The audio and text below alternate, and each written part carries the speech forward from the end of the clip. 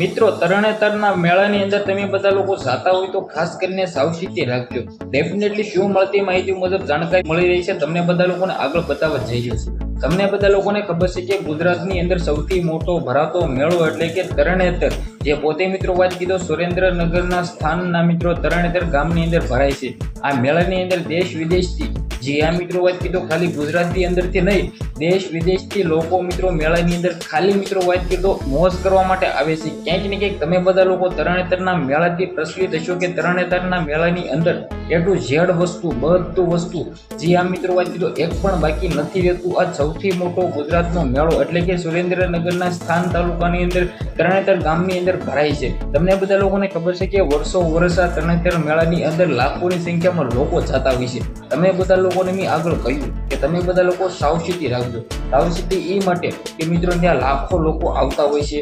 ખાસ કરીને સૌથી પહેલી તો સંભાવના થઈ ચોરીની હોઈ શકે છે। બીજી મિત્રો હોય તો તમે બધા લોકો ક્યાંક ને ક્યાંક સગડોળની અંદર બેસતા હો તો સગડોળની અંદર ખાસ કરીને તમે બધા લોકો સાવચેતી રાખજો।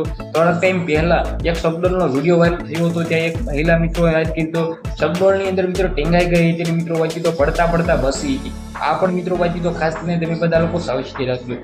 હવે મિત્રો આગળ આપણે સૌથી પહેલા તમને બધા લોકોને જણાવું તો ત્યાં જે આ મિત્રો વાત કીધો મોતનો કૂવો, આવા કૂવોની અંદર મિત્રો વાત કીધો જે એક્સપેરિમેન્ટ થતા હોય છે, જે મિત્રો વાત કીધો ફરતા ફરત કાર ફરતી હોય છે, બાઇકો ફરતી હોય છે, ત્યાં મિત્રો ઘણા બધા લોકો પૈસા દેવા માટે મિત્રો વાત કીધો આગળ હાથ લાંબા કરતા હોય છે।